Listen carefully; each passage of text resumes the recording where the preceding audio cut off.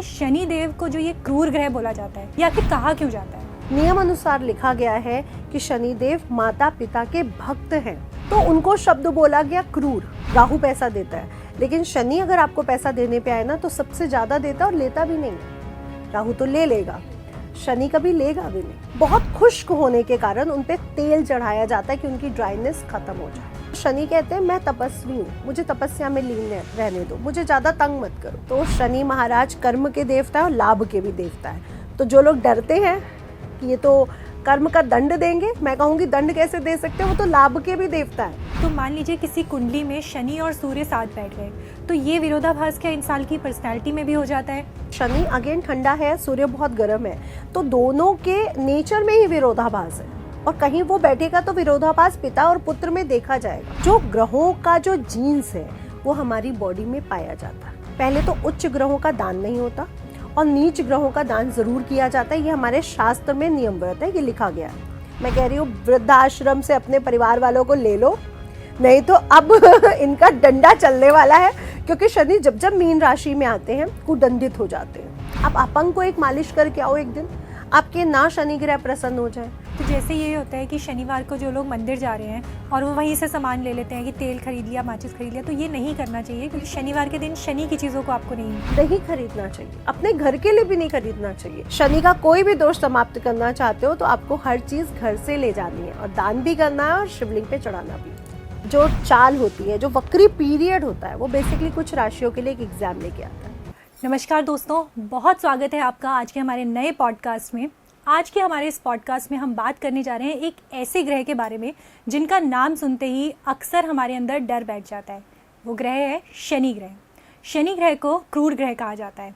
क्रूर ग्रह इसलिए कि वो कहीं ना कहीं जब भी अपनी दृष्टि डालते हैं तो वहाँ जीवन में उथल पुथल मच जाता है। लेकिन ये बात किस हद तक सच है, ये भ्रांतियाँ किस हद तक सच हैं, इन सभी बातों पर आज हमारे साथ चर्चा के लिए मौजूद हैं ज्योतिष मार्तंड नितिशा जी। नमस्कार मैम। राधे राधे, जय माँ पीताम्बरा जी। नितिशा जी BHU से इन्होंने अपनी पढ़ाई करी है। इसके अलावा PhD इन्होंने वैदिक ज्योतिष में हासिल करी है। वैदिक ज्योतिष के अलावा न्यूमरोलॉजी, वास्तु, टैरो, कोई भी ऐसा अगर हम ज्योतिष की विधा के बारे में बात करें तो नितिशा जी ने उसमें महारत हासिल कर ली है। पर इन सारी चर्चाओं को शुरू करने से पहले सबसे पहले मैं जानना चाहूँगी कि शनि देव को जो ये क्रूर ग्रह बोला जाता है, ये आखिर कहा क्यों जाता है? जी, तो सबसे पहले हम शनि देव की उत्पत्ति को समझ लेते हैं। शनि महाराज सूर्य पुत्र हैं, ये सब जानते हैं, लेकिन जो उनकी पत्नी है संध्या देवी, ये उनके पुत्र नहीं है।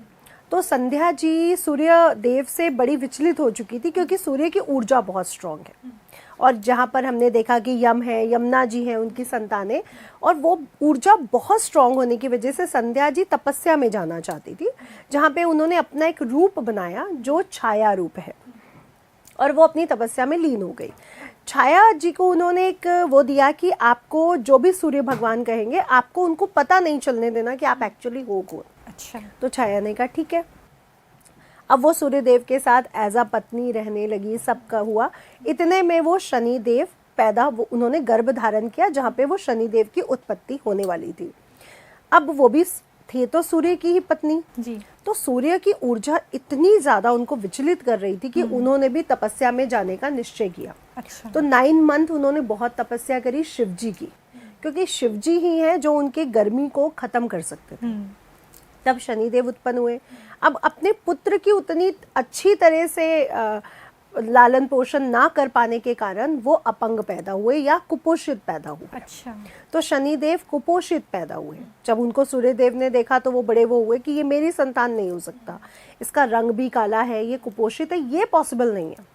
अब आप बताइए, ग्रहों के राजा की संतान अगर ऐसे होगी तो कोई भी राजा एक्सेप्ट नहीं करेगा। तो शनिदेव को सबसे ज्यादा बुरा ये लगा कि उन्होंने मेरी मदर और मुझे एक्सेप्ट नहीं किया। लेकिन वो एक्सेप्ट कैसे करते? बेसिकली वो उनकी पत्नी नहीं थी, क्योंकि उनकी पत्नी तो संध्या जी थी। तो शनिदेव, इसीलिए शनि और सूर्य के वैचारिक मतभेद को दिखाया गया। जो लोग कहते हैं पितृदोष लग जाता है, वैचारिक मतभेद क्यों है, वो इसके कारण है। लेकिन शास्त्रों में ये बहुत नियम अनुसार लिखा गया है कि शनिदेव माता पिता के भक्त हैं, यानी वो सूर्यदेव की भी भक्ति करते हैं और छाया जी की भी भक्ति करते हैं। तो ये तो दिमाग से निकाल दीजिए कि वो पिता के कोई शत्रु है या कुछ है। ना पिता शत्रु हो सकता है पुत्र का, ना पुत्र हो सकता है। तो ये बहुत क्लियर और ये शास्त्रों में लिखा गया है। लेकिन हाँ, वैचारिक मतभेद हमें देखने को मिलते हैं। वैचारिक मतभेद को अगर हम समझे, सूर्य अग्नि है और शनि सबसे ठंडा प्लैनेट है, नाइट्रोजन गैस है, तो नाइट्रोजन ठंडी होती है, सूर्य अग्नि कारक है, गर्म प्लैनेट है। तो दोनों के उत्पत्ति का वो रीज़न ही अलग है। तो जब दोनों का नेचर अलग है, उनकी पार्टिकल्स अलग है, तो वैचारिक मतभेद तो देखने को मिलेंगे। अब क्रूर क्यों कहा गया? कि एक बच्चा कुपोषित है, मदर के द्वारा, मदर को भी एक्सेप्ट नहीं किया जा रहा, उसको भी नहीं किया जा रहा, तो उनका जो लालन पोषण हुआ वो एक अच्छी स्थिति में नहीं हुआ है।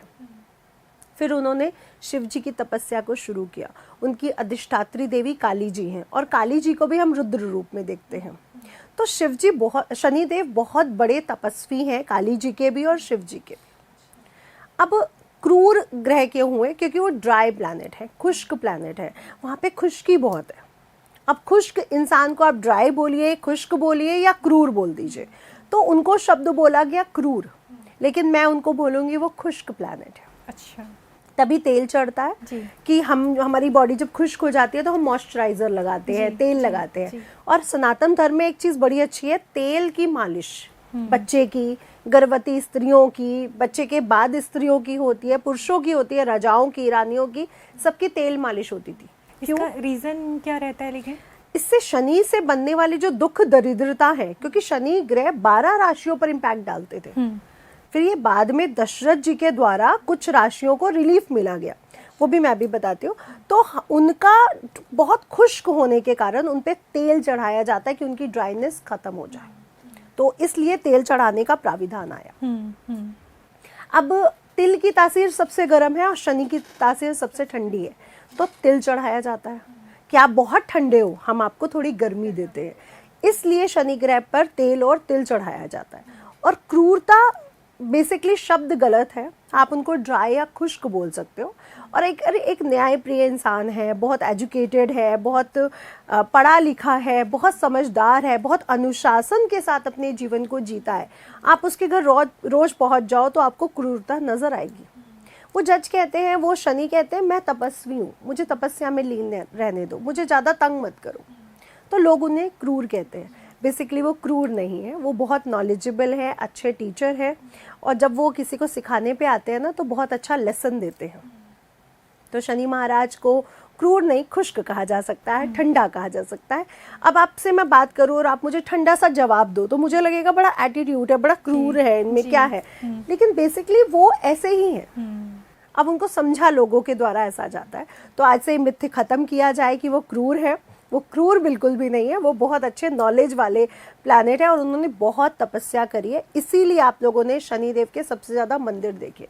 लोग कहते हैं शुक्र पैसा देता है, राहु पैसा देता है, लेकिन शनि अगर आपको पैसा देने पे आए ना तो सबसे ज्यादा देता है और लेता भी नहीं है। राहु तो ले लेगा, शनि कभी लेगा भी नहीं। वो आपकी मेहनत का आपको दे रहा है। हाँ जी। तो मेहनत से, आपके कर्मों से, क्योंकि कालपुरुष की कुंडली में उन्हें कर्म मिला और लाभ मिला है। कर्म में मकर राशि और लाभ स्थान पर जो 11th हाउस है वहाँ पे कुंभ राशि। तो हमारे कर्मों के बाद ही तो हमें लाभ मिलता है। हमने शिक्षा को किया ग्रहण, शिक्षा से हमारे कर्म शुरू हुए और उसी के बाद तो हमें लाभ मिलेगा। या संतान उत्पन्न करी, संतान से हमने जो कर्म किए संतान के साथ, उसी से तो हमें लाभ मिलेगा, क्योंकि पंचम और एकादश जुड़ा हुआ है एक दूसरे के 180 होने के कारण। तो प्रेम है, शिक्षा है, आपका संतान है, ये सब आपके लाभ स्थान से जुड़ा और कर्म का द्वितीय होने के कारण और भी ज़्यादा पावरफुल हो जाता है। क्योंकि कर्म आप कर रहे हो, आप खुद हो, यानी लग्नेश अगर मैं कर्म मान लूँ तो 2nd हाउस क्या है? मेरा कुटुंब, मेरा पैसा, मेरी वाणी। तो सब कुछ तो बैंक बैलेंस तो यहीं पे रखा है 2nd हाउस में। तो शनि महाराज कर्म के देवता है और लाभ के भी देवता है। तो जो लोग डरते हैं कि ये तो कर्म का दंड देंगे, मैं कहूंगी दंड कैसे दे सकते हैं, वो तो लाभ के भी देवता है, तो आप लाभ के देवता भी उन्हें समझे कि वो लाभ भी आपको देंगे। और एक और कहानी इनसे जुड़ी है जो इनकी पत्नी के द्वारा है। तो इनकी पत्नी गर्भ धारण के लिए ऋतु स्नान करके, श्रृंगार करके इनके पास पहुंची, रात्रि का समय था, लेकिन ये तपस्या में लीन थे। तो इन्होंने उनको पुकारा कि पतिदेव मैं आ चुकी हूँ। ये तपस्या में लीन होने के कारण इन्होंने ध्यान नहीं दिया, क्योंकि ये बहुत बड़े तपस्वी थे। अच्छा। ये शंकर जी की तपस्या में लीन रहते थे या अपनी अधिष्ठात्री देवी की तपस्या में लीन रहते थे। तब उनकी पत्नी ने उनको श्राप दिया कि आपने मुझे नहीं देखा, आप जिसको देखोगे वहां पे आपकी दृष्टि बुरी जाएगी। अच्छा। तो ये भी उनको पत्नी के द्वारा श्राप है। यहीं पे हम एक और कथा देखते हैं जहाँ पे गणेश जी की उत्पत्ति हुई है और शनिदेव ने उनको आके देखा है कि वाह, पार्वती जी के पुत्र उत्पन्न हुए हैं, और वहीं पे वो अंगहीन हो गए, यानी शंकर जी के द्वारा उनका सिर मस्तक हटा दिया गया।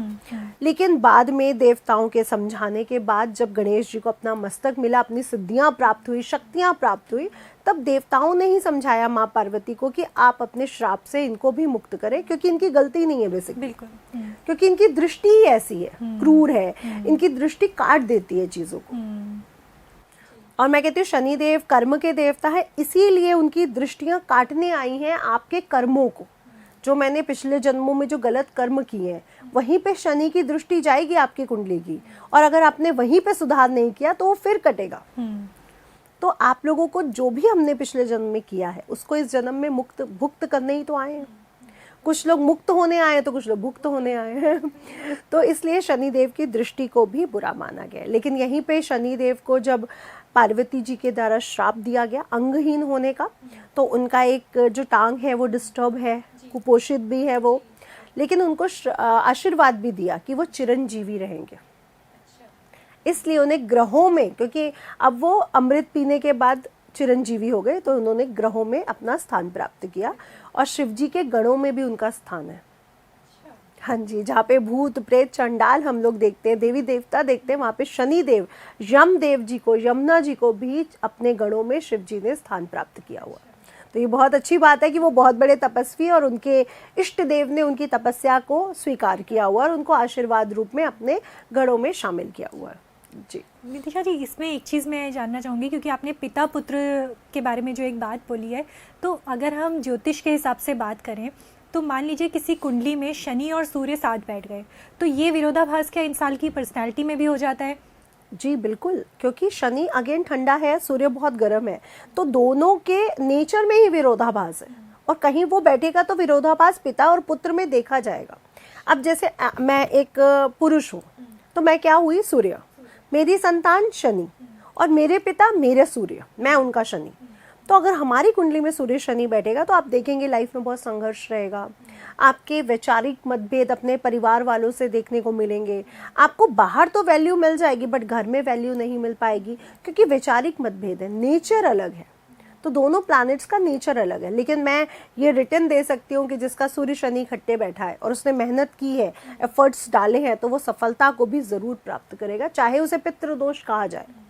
पितृदोष तो वो है, क्योंकि दोनों प्लैनेट्स के नेचर अलग हैं। अब जैसे ग्रहों को अलग अलग श्रेणी में रखा गया है, शुक्र, शनि, राहु, केतु एक श्रेणी में रहते हैं, गुरु, सूर्य, मंगल, क्योंकि उनके नेचर अलग है। वैसे ही अगर ये दोनों बैठेंगे तो पितृदोष बनाएंगे, लेकिन सफलता जरूर देंगे, क्योंकि सूर्य क्या है? नेतृत्व, किंग, राजा, अनुशासन, और शनि में भी क्या है? अनुशासन तो है, न्याय भी है, और कर्म भी है, और मेहनत भी जमतोड़ है, तो आप कामयाब जरूर होते हो। तो शनि के जो अच्छे इफेक्ट हैं वो न्याय से जुड़े हैं, वो मेहनत से जुड़े हैं, वो अनुशासन से जुड़े हैं, और जो उसके बुरे इम्पैक्ट हैं वो बहुत आलसी हैं। फिर वो आप कोई शेव नहीं बना रहा, कुछ करना नहीं चाह रहा, फ़ोन चला रहा है, टीवी चला रहा है, मेहनत नहीं करना चाहता, अच्छा कल करूँगा, अच्छा परसों करूँगा, तो ये शनि के बुरे ऑब्जेक्ट हैं। तो आप किस साइड जाना चाहते हो, निर्णय आपके हाथों में। कि आपने अपने शनि को अच्छा करना है, अनुशासन लाना है या नहीं, न्याय करना है या नहीं करना है। अब कई लोग देखिए लड़ाई से बचने के लिए कुछ बोलते ही नहीं है, हो रहा है उधर लड़ाई, मैं क्यों जाके बोलूं। लेकिन शनि कहते हैं अगर आपके पास वो आ रहे हैं तो आपको न्याय करना चाहिए। फिर ये नहीं सोचना चाहिए कि ये मेरा फ्रेंड है या ये मेरा फ्रेंड है। तो ये शनि का एक अच्छा फेज है।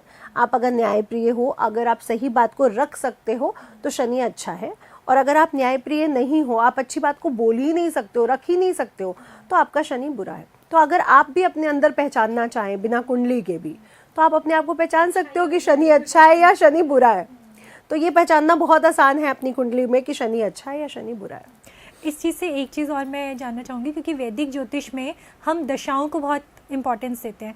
अब अगर सूर्य की दशा है उसमें अंतर्दशा शनि की हो गई, या शनि की दशा है उसमें अंतर्दशा सूर्य की हो गई, तो ये भी क्या उथल पुथल लेके आते हैं, उतार चढ़ाव लेके आते हैं? जी, पहली बात तो हमारी दशाएं ही हमारी दिशा का चयन करती हैं कि आज जो दशा चल रही है वही दिशा हमारी होने वाली है। तो मैं ये तो नहीं कहूँगी कि सूर्य की महादशा में शनि का अंतर बुरा ही जाएगा या शनि की महादशा में सूर्य का अंतर बुरा ही जाएगा, क्योंकि ये तो आपकी कुंडली का योग भी है। अगर वो बहुत अच्छी स्थितियों में बैठे हुए हैं तो वो कैसे बुरा कर सकते हैं। अच्छा, एक तत्कालिक मैत्री होती है और एक नैसर्गिक मैत्री होती है। नैसर्गिक मैत्री जो ग्रहों को एक फ्रेंडशिप या एनिमीज में बांटा गया है। तत्कालिक मैत्री में कुंडली के हिसाब से आपके तत्कालिक मैत्री निकाली जाती है, जहाँ पे वो फ्रेंड भी हो सकते हैं और दुश्मन भी हो सकते हैं। अगर आपकी कुंडली में सूर्य और शनि तत्कालिक मैत्री में बैठ गए तो कैसे वो अंतर्दशा बुरी जा सकती है। तो ये पूरी कुंडली की जो रिसर्च की जाती है उसको ध्यान से देखा जाता है, तब जाके निर्णय लिया जाता है कि अच्छा है या बुरा है। तो इससे मत डरें कि मेरी सूर्य की महादशा में शनि का अंतर आ रहा है या शनि की महादशा में सूर्य का अंतर आ रहा है, क्योंकि हो सकता है आपके बहुत अच्छे मित्र बन के बैठे हो। तो ऐसा भी देखा गया है कि बहुत बड़े शत्रु भी मित्र बन के बैठ जाते हैं। लेकिन रेमेडी जरूर करें इस कंडीशन में भी कि सूर्य और शनि की दोनों की रेमेडीज चलती रहे, ताकि वो जो माइनस इम्पैक्ट अंतर्दशाओं की वजह से आ रहा है वो भी हमें प्राप्त ना हो। तो नितिशा जी, इससे पहले कि हम अपने शनि के गोचर के बारे में बात करें, कुछ चीज़ें हैं जो शनि को लेकर बहुत सारी भ्रांतियाँ आती हैं, जैसे आपने भी बोला कि रेमेडीज़ को लेकर। लेकिन एक चीज़ मैं जानना चाहती हूँ कि अगर मान लीजिए शनि किसी की कुंडली में कुपित होकर ही बैठे हैं और मैं कोई ऐसी रेमेडी कर रही हूँ जिससे वो स्ट्रॉन्ग तो हो रहे हैं लेकिन परिणाम जो है वो बुरे वाले स्ट्रॉन्ग होते जा रहे हैं, तो क्या ये जो रेमेडीज़ मार्केट में आ जाती हैं कुछ भी, उन्हें क्या कोई भी कर सकता है, या रेमेडीज करने से पहले आपको एक गाइडेंस की जरूरत जरूर? देखिए, जो नवग्रह हैं वो हमारे जीवन में हमारे जीवन को सुचारू रूप से बनाने के लिए उनको प्लैनेट को एक सिचुएशन दी गई, एक पद दिया गया। तो हर पूरा नवग्रह हमारी बॉडी पार्ट्स के साथ जुड़ा है, हमारी कुंडली के साथ जुड़ा है, हमारे जीवन के हर पहलू के साथ जुड़ा है। आप हमें एक बार बता सकती हैं कि ऊपर सर से लेकर पैर तक? हाँ जी, जैसे हम मस्तक को देखते हैं तो सूर्य ग्रह एक्टिवेट हो जाता है। हमारे चेहरे पे शुक्र का भी इम्पैक्ट देखा जाता है, गुरु का भी इम्पैक्ट देखा जाता है। हमारे जो कंधे बाजू हैं ये मंगल से जुड़ी है, हमारे पैर शनि से जुड़े हुए हैं। तो बॉडी पार्ट कुंडलियों में भी इसका पूरा इम्पैक्ट दिया गया। अब बहुत अगर हम ध्यान से इस चीज को समझते हैं कि ग्रह किसी का बुरा नहीं करना चाहते, क्योंकि उनको आपसे कोई पर्सनल तो वो है नहीं, हम सब उनके बच्चे हैं। आपका नेचर कैसे पता चलेगा, ये मैं ग्रह से देखूंगी, मैं आपको नहीं जानती, मैं आपसे फर्स्ट टाइम मिली हूँ, तो मैं आपका लग्न देखूंगी, लग्नेश देखूंगी या आपका नंबर देखूंगी कि आपका इस प्लैनेट से आप मैच करते हो। लोग कहते हैं आपको कैसे पता कि अब मैं ऐसा हूँ या मैं ऐसी हूँ। मैं कहती हूँ मुझे नहीं पता, मैं सिर्फ आपके प्लैनेट को देख रही हूँ, उसका जो नेचर है वो आपका नेचर है। तो आपका जो ग्रहों का जो जीन्स है वो हमारी बॉडी में पाया जाता है। अगर नहीं पाया जाता तो आपका नेचर उस प्लैनेट से और मेरा नेचर इस प्लैनेट से मैच कैसे करता? कि 1 नंबर वाले डोमिनेटिंग ही होते हैं, 2 नंबर वाले इमोशनल ही होते हैं, 8 नंबर वाले हार्ड वर्कर होते हैं। तो इट मीन्स प्लैनेट क्या जीन्स हमारे अंदर है। अब जैसे कि आपने बात की कि ग्रह हमारे जीवन पर प्रभाव डालते हैं। अब हम बहुत ध्यान से समझे कि शनि हमारे किसी कुंडली में बुरे उसमें बैठ गया, इट मीन्स वो बुरा प्रभाव देने के लिए ही आया। इसका मतलब मेरा कोई कर्म खराब था। और सिर्फ शनि की बात नहीं, ये गुरु के लिए भी हो सकता है, ये शुक्र के लिए भी हो सकता है, ये सूर्य के लिए भी हो सकता है। तो शनि से क्यों डरते हैं? बात उनके बारे में हम ज्यादा करना चाहते हैं क्योंकि एक मिथ्य फैल गया है कि वो कर्म के देवता है इसलिए बुरा ही करेंगे, क्योंकि वो पिछले जन्म से भी जुड़ा हुआ है। कर्म हमारा पिछले जन्म से जुड़ा होता है, इसलिए शनि ग्रह मोर देन इफेक्टिव हो जाते हैं अदर प्लैनेट से। अब वो बुरे भाव में बैठ गए और मैंने कोई उनकी रेमेडी कर डाली। पहले तो उच्च ग्रहों का दान नहीं होता और नीच ग्रहों का दान जरूर किया जाता है, ये हमारे शास्त्र में नियमवत है, ये लिखा गया है। अब रेमेडीज की अगर बात की जाए कि अगर आप रेमेडी कर रहे हो तो वो ज़्यादा इफेक्टिव हो जाएगा। देखिए, अगर आप अपने बिना कुंडली को दिखाए कोई भी रेमेडी करते हो उसका प्लस और माइनस हो सकता है, नो डाउट। कि आपने बोला कि शनि महाराज पर तेल चढ़ा दीजिए और मैंने चढ़ाया तो मेरे वो जो बैड कर्मास थे वही एक्टिवेट हो गए, क्योंकि वो गलत भाव में बैठे थे या गलत नक्षत्र में चले गए थे या उनकी कंडीशन और भी ज़्यादा गलत थी। लेकिन अगर आप अपनी कुंडली दिखाते हो, आप उस हाउस से रिलेटेड काम करते हो, क्योंकि शनि ग्रह पर काम नहीं किया जाता, उस भाव उस नक्षत्र पे भी काम किया जाता है। कि अब आप बताइए, अगर चतुर्थ भाव में शनि बैठ जाए तो चतुर्थ भाव मेरी माता का भी है, मेरी रीढ़ की हड्डी भी है, मेरा हार्ट वाला ये वाला पूरा सीने वाला एरिया भी है, मेरा घर भी है, मेरी प्रॉपर्टी भी है। तो मैं सिर्फ शनि ग्रह का उपाय क्यों करूंगी? मैं तो फिर घर का भी करूंगी, माता का भी करूंगी, सभी करूंगी ना। तो लोग ये भूल जाते हैं, वो सिर्फ शनि ग्रह को प्रसन्न करने पे तुले होते हैं। दूसरा, हर ग्रह का दान जरूर लिखा गया कि ग्रह कहते हैं कि हम आपको सब कुछ दे रहे हैं। सूर्य देवता हमें ऊर्जा देते हैं, रोशनी देते हैं, चंद्र हमें शीतलता देते हैं, ममता देते हैं, प्यार देते हैं। ऐसे ही हर प्लैनेट हमें कुछ दे रहा है, तो वो चाहते हैं हम भी लोगों को कुछ दें जी। तो चींटियों को रोटी दें, कौओं को, क्योंकि उनके 22 शनिदेव के 22 वो सवारियां हैं, जिसमें गिद्ध, कौआ, काला घोड़ा, ये सब इंक्लूडेड है। तो अगर हम उनको दान दें, हम उनकी सेवा करें, उनको कुछ खिलाएं, क्योंकि वो कुपोषित हैं, वो अंगहीन है, अपंग है, तो हम अगर अपंगों की सेवा कर दें तो इसका कोई साइड इफेक्ट नहीं होता। तो वो कहते हैं जैसे मैं तुम्हारी हेल्प कर सकता हूँ ना, वैसे तुम किसी की हेल्प करके दिखाओ। तो मैं आपको कैसे चेक करूंगी? आप मेरे पास आओगे, आप मेरा ये काम कर दीजिए नितिशा जी, तो मैं कहूंगी या तो आप मुझे पैसे दो, या फिर आप कैसे हो, क्या आप लोगों की हेल्प करते हो? अगर आप मुझसे हेल्प की अपेक्षा करते हो तो क्या आप लोगों की हेल्प करते हो? तो अगर आप करते होगे तो मेरा भी दिल खुश होगा, कितनी अच्छी पर्सन है, चलो इसकी हेल्प कर देते हैं। लेकिन आप दूसरों को तो एटीट्यूड दिखा रहे हो, आप कौन हो, मैं क्यों हेल्प करूं, और दूसरों से हेल्प की अपेक्षा करते हो, तो प्लैनेट आपको वो कैसे दे सकता है?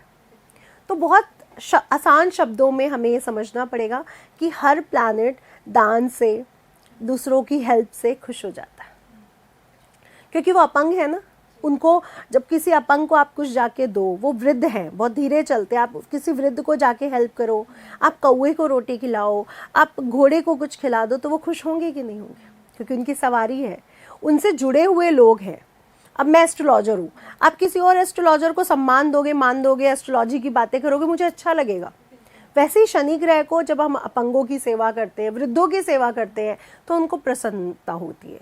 अब वृद्धाश्रम बहुत बढ़ रहे हैं, मैं कह रही हूँ वृद्धाश्रम से अपने परिवार वालों को ले लो, नहीं तो अब इनका डंडा चलने वाला है, क्योंकि शनि जब जब मीन राशि में आते हैं कुदंडित हो जाते हैं, तो इनका डंडा चलता है।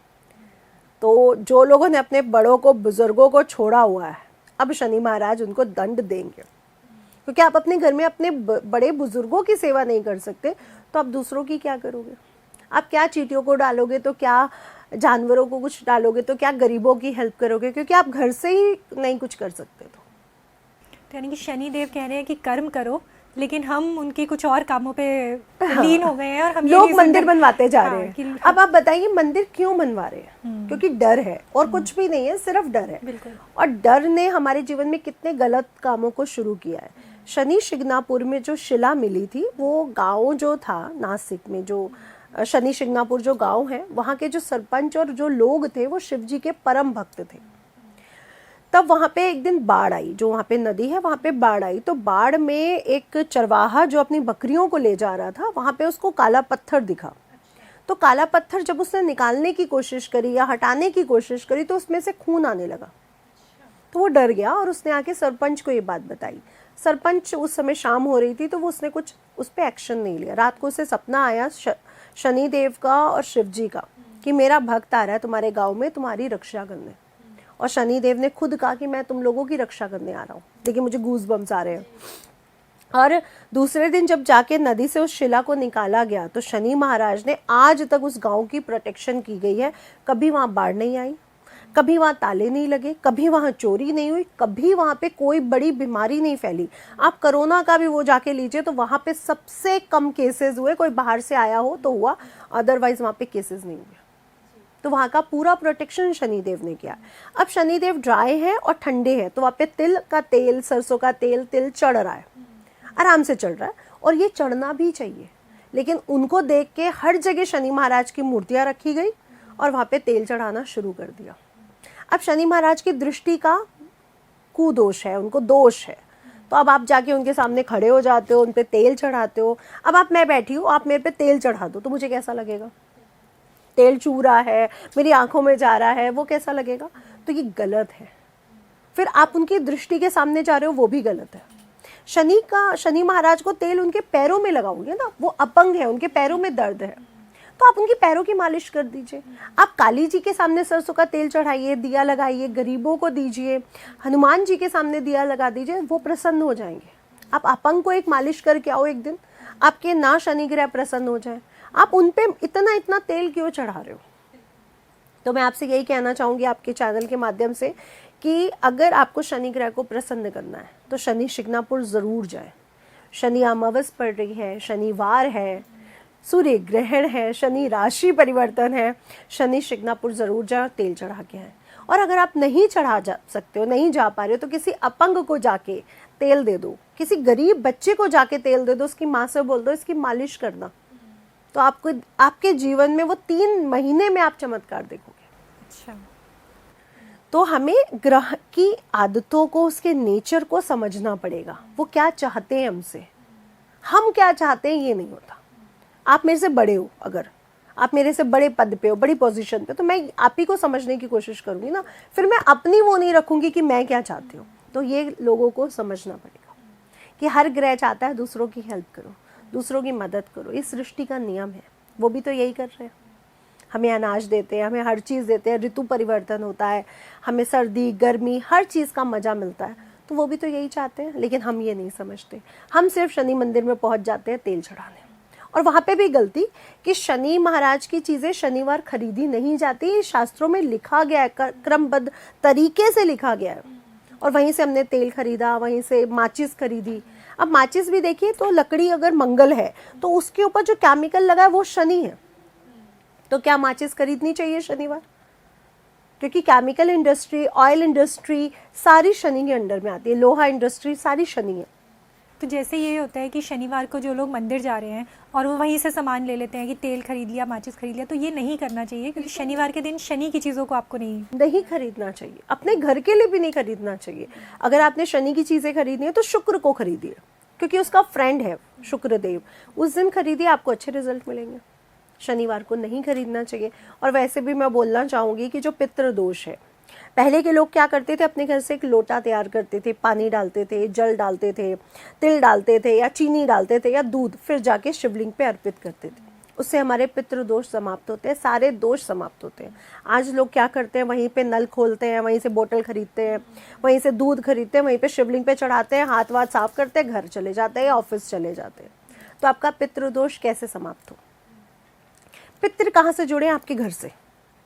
तो जो सामान है वो मेरे घर में ही तो है। अगर मेरा भोजन घर के सामान से बन रहा है तो पितरों के लिए क्यों नहीं घर से लिया जा रहा? वो भी तो आपके घर से जुड़े हैं।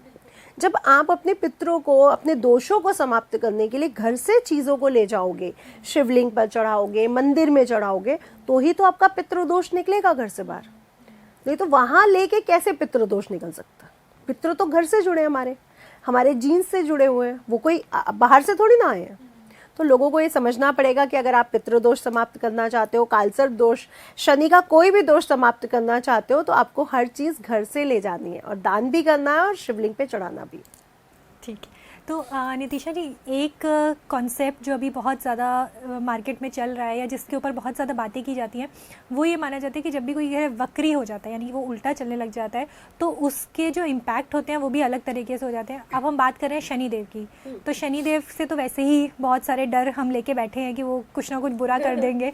अब अगर वो उल्टा भी चल रहे हैं, वक्री भी चल रहे हैं, पहले तो ये कॉन्सेप्ट क्या है, और अगर वो ऐसा कर रहे हैं तो फिर उस केस में जीवन पे कैसे प्रभाव पड़ते हैं? जी, ये बहुत अच्छा क्वेश्चन है, क्योंकि 2.5 सालों में शनि वक्री तो होंगे ही होंगे। जब सूर्य के साथ वो जुड़ेंगे तो वक्री कंडीशन उनकी बनेगी। देखिए, वक्री ग्रह अच्छा फल भी देते हैं और बुरा फल भी देते हैं, लेकिन शनि की क्या है कि वो क्रूर प्लैनेट हैं, गुस्से वाले हैं, ड्राई हैं, तो उनका वक्री कंडीशन ज़्यादा क्रूर हो जाती है। क्योंकि वक्री होना उल्टा चलना नहीं, मतलब वो और ज़्यादा स्लो हो गए। जब एक ट्रेन तेजी से गुजर रही है और एक ट्रेन धीरे चल रही है, तो उसको यही लगेगा कि वो ट्रेन उल्टी चल रही है। तो वक्री होना मतलब बहुत स्लो गति से चलना, तो वो लगता है कि वो उल्टी चल रही है। जब बहुत स्लो गति से कोई प्लैनेट चलेगा तो आपकी एक एक गलती को देखेगा। अच्छा। सपोज दैट मुझे बिठाया जाए, सिर्फ आप पर देखना है, इस पॉडकास्ट को मुझे सिर्फ देखना है, तो मैं आपकी 100 गलतियां निकाल सकती हूँ। बिल्कुल। और अच्छाइयाँ भी निकाल सकती हूँ। लेकिन अगर मैं यहीं पे बहुत जल्दी जल्दी कोई काम कर रही हूँ तो मैं आपकी कोई गलती नहीं निकाल पाऊंगी। तो वक्री ग्रह ज़्यादा गलतियों को पकड़ता है। और शनि महाराज क्या है? शनि महाराज रेट्रो होने पर आपको एक पेन पकड़ा देते हैं। आपसे पेंसिल ले ली, रबड़ ले लिया, अब आपके हाथ में पेन है, अब आपका एग्जाम है, लिखना शुरू करो। तो क्या आप गलती कर सकते हो? नहीं, क्योंकि रबड़ नहीं है तो गलती करने की गुंजाइश नहीं है। तो शनि महाराज, हाँ, बेसिकली अगर सिंपल भाषा में समझा जाए, अब वो चाहते हैं कि तुम्हें मैंने सारा वो दिया है, बुद्धि है, तुम्हारे पास विवेक है, अगर तुम अमीर होना चाहते हो, सफल होना चाहते हो, तो पहले ये एग्ज़ाम क्लियर करो। आपका इंटरव्यू होता है जब आप जॉब पे जाते हो, तो इंटरव्यू में आपके सब्जेक्ट्स के द्वारा कुछ पूछा जाता है, कुछ एग्ज़ाम्स लिए जाते हैं। बस वैसे ही अगर आपको पैसे वाला बनना है, अगर आपको आगे बढ़ना है, तो शनि महाराज आपका भी एक इंटरव्यू लेते हैं। वो वक्री प्लान जो चाल होती है, जो वक्री पीरियड होता है, वो बेसिकली कुछ राशियों के लिए एक एग्ज़ाम लेके आता है। अगर आपने गलतियां नहीं की, आप बहुत विवेक से चले, बहुत ध्यान से चले, बहुत अनुशासन से चले, तो वक्री प्लैनेट आपको दंड नहीं दे सकता। अदरवाइज आप समझ गए कि पेन है मेरे हाथ में, रबड़ तो है नहीं। अब तो जो किया वो लिखा जो लिखा वो लिखा। तो आराम से धैर्य के साथ लिखें, जितना आता है उतना लिखें, गलतियां कम करें। और मैं बच्चों को भी आपके उससे बोलना चाहूंगी कि मैं कहती हूँ बुक्स कम पढ़ो। आपके पास एक ही सब्जेक्ट बुक है, आप दूसरी बुक्स मत खरीदो कि मैंने गणित की 4 किताबें खरीद ली। आप मैथ की एक ही किताब पढ़ो, लेकिन रिवीजन जरूर करो। आपने आधे चैप्टर पढ़े हैं, फाइनल में आपने आधे चैप्टर पढ़े हैं, बट आधे चैप्टर को ही अगर आप अच्छे से रिवीजन कर लेते हो ना, तो 50 नंबर तो आपके पक्के हैं। तो बच्चे क्या करते हैं? बच्चे भाग रहे हैं, उस राइटर की बुक लेनी है, उसकी बुक लेनी है। प्लीज ऐसा मत करो। मैं हर जो इंटेलिजेंट इंसान है ना, वो रिवीजन पे ध्यान देता है, वो किताबों पे, नंबर ऑफ किताबों पे ध्यान नहीं देता। तो आप लोग प्लीज़ अपने रिवीजन पे ध्यान दो, अपने नोट्स पे ध्यान दो। आपके नोट्स अच्छे होने चाहिए, क्योंकि एग्जाम्स का भी माहौल चल रहा है और बच्चे भी बड़े टेंशन में है शनि की उससे। तो शनि महाराज सिर्फ आपको गलती नहीं करने देंगे, और गलती के लिए रिवीजन करना बहुत ज़रूरी है। तो इसमें हम वक्री कॉन्सेप्ट पे क्योंकि बात कर रहे हैं, एक चीज़ और मैं आपसे जानना चाहूँगी कि जो वक्री जब भी प्लैनेट होता है, या हम शनि की बात करें, तो इसका एक तो फलादेश किस तरह से देखा जाता है, और दूसरा कि जब वो वक्री हो रहा है तो जिस भाव में बैठा है उसका रिजल्ट देगा, उसके पिछले का भी देखेगा, उसके पिछले भाव पे भी रिजल्ट देगा। ये कॉन्सेप्ट को अगर आप हमें थोड़ा क्लैरिफाई। शनि महाराज तो वैसे भी 3 भाव का रिजल्ट देता है, क्योंकि वो अपंग है, वो धीरे चलते हैं। तो जब वो राइट पैर आगे बढ़ाते हैं तो एक पैर आगे, एक बाया पैर पीछे, और जिस राशि पे वो खड़े हैं वो भी, तो 3 राशियां उनकी वैसे भी कवर हो जाती है। अब जैसे वो मीन राशि में आएंगे और रेट्रो भी हो जाएंगे नवंबर के आसपास, तो वो पीछे की राशि यानी कुंभ राशि का इफेक्ट देंगे। जब वो कुंभ राशि का इफेक्ट देंगे तो वहां पे मकर राशि का भी तो इफेक्ट जुड़ जाएगा ना, क्योंकि अगर मैं धीरे हुई हूँ, मैं रुकी हूँ कहीं पे, तो अब मेरा पीछे भी तो छाया जाएगी, क्योंकि वो छाया पुत्र है। तो मकर राशि में उसका इम्पैक्ट देखने को भी मिलेगा। तो यहाँ पे इफेक्टेड कुंभ राशि नहीं होगी, यहाँ पे मकर राशि भी इफेक्टेड होगी, लेकिन कंपैरिजन कुंभ राशि से थोड़ा सा कम, क्योंकि छाया पहुंच रही है ना, पूरे तो नहीं पहुंच रहे। तो वक्री प्लैनेट का इम्पैक्ट पीछे की राशि और उससे पीछे की राशि पे भी जाता है। अच्छा, क्या इफेक्ट जाता है, अच्छा या बुरा? अच्छा या बुरे के लिए मैं बोलूँगी ये तो डिपेंड करता है आपकी कुंडली में कहाँ बैठे हैं, कौन से नक्षत्र में है, क्या सिचुएशन है और आपके कर्म कैसे हैं। सपोज दैट 10th हाउस में बैठ जाए, मेरी कुंभ राशि या मकर राशि 10th हाउस में पहुंच जाए, नक्षत्र उनको अच्छा मिल जाए, तो वो कैसे बुरा इम्पैक्ट दे सकते हैं। तुला राशि वालों के लिए वो कैसे बुरा इम्पैक्ट दे सकते हैं, क्योंकि उनकी तो उच्च की राशि है।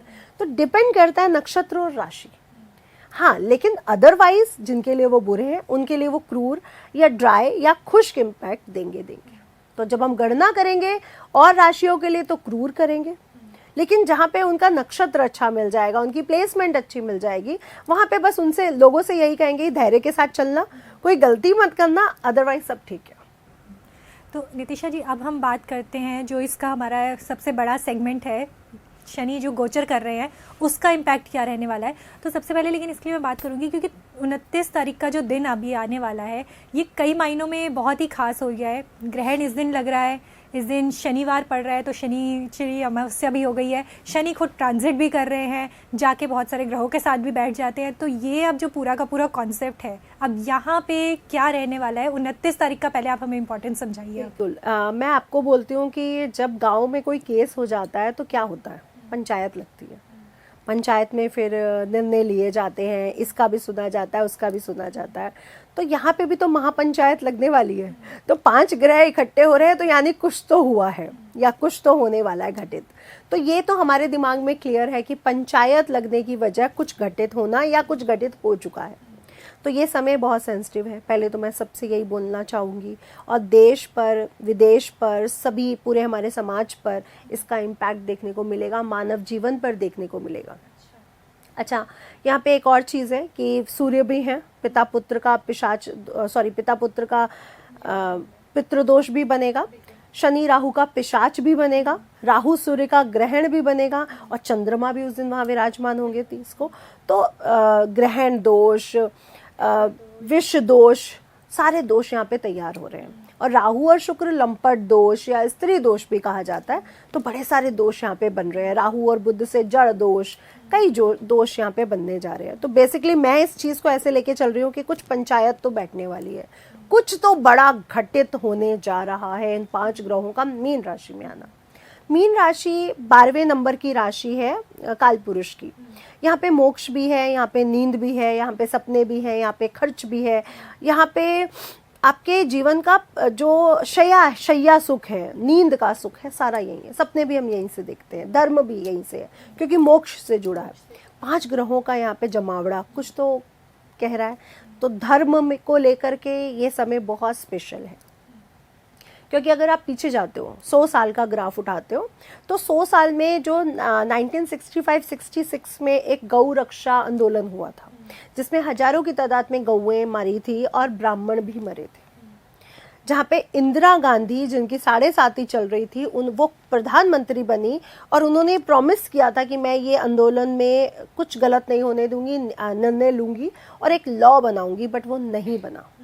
आपको पता है आज उनके पूरे परिवार पर इसका दोष आज तक चल रहा है। जो राहुल गांधी, सोनिया गांधी या उनके बेटे कैसे मारे गए आप देखिए। तो ये वही वाला कर्ज है जो आज तक चल रहा है, क्योंकि आप ब्राह्मण के कर्ज से तो राम जी भी मुक्त नहीं हो पाए थे। उन्होंने भी रामेश्वरम धाम में ब्राह्मण का वो उतारा था। तो यहाँ पे तो गाय मारी गई थी बहुत सारी, जिसमें हजारों की तादाद में गाय मरी, और एक गाय में 33 कोटि देवी देवताओं का वास है। तो कितना बड़ा अभिशाप, कर्ज उनको लगा हुआ है, उनकी फैमिली पर है। तो धर्म आगे बढ़ा। इसके बाद इस पे बहुत बड़े लॉज बनाए गए। तो अब हम और आगे आते हैं जी।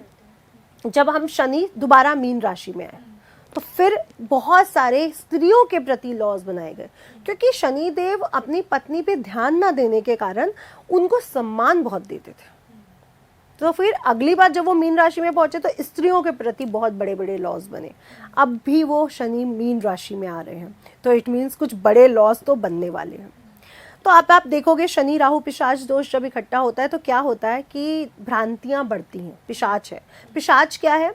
ब्रह्म। एक विक्रम बेताल की अगर मैं बात करूं, तो बेताल क्या है? उसके पीठ पे चढ़ा हुआ एक पिशाच, भूत जो दिख नहीं रहा। अच्छा, बेताल क्या बोलता है कि तुम बोलोगे, तुम कुछ करोगे तो मैं उड़ जाऊंगा। तो एक भ्रम है जो आपके जीवन में है। तो इस समय भ्रम बहुत बढ़ने वाला है। जितना तंत्र है वो बहुत आगे बढ़ेगा, और वो भी अच्छा तंत्र नहीं, मैला तंत्र, जो बुरा तंत्र है, क्योंकि पिशाच दोष है। जितने भी चाहे मैं एस्ट्रोलॉजर कहूँ, चाहे मैं पंडित कहूँ, ब्राह्मण कहूँ, चाहे मैं राजनीतिक कहूँ, जितने भी कपटी लोग हैं, षड्यंत्रकारी लोग हैं, वो आगे आएंगे। अब ऐसा 2 महीने 51 दिन का जो फेज आएगा, वो ऐसा आएगा कि सब कपटी लोग सब आगे आ रहे हैं। ये जैसे मशरूम्स उगाते हैं ना, कि ये कहाँ से इतना फेमस हो गया, इसके कैसे इतना वो हो गया, ये सारी चीज़ें अब बढ़ेंगी 29 तारीख से लेके जून तक, क्योंकि 18 मई का ट्रांजैक्शन है, लेकिन हम कुछ डेज और काउंट करेंगे तो जून तक।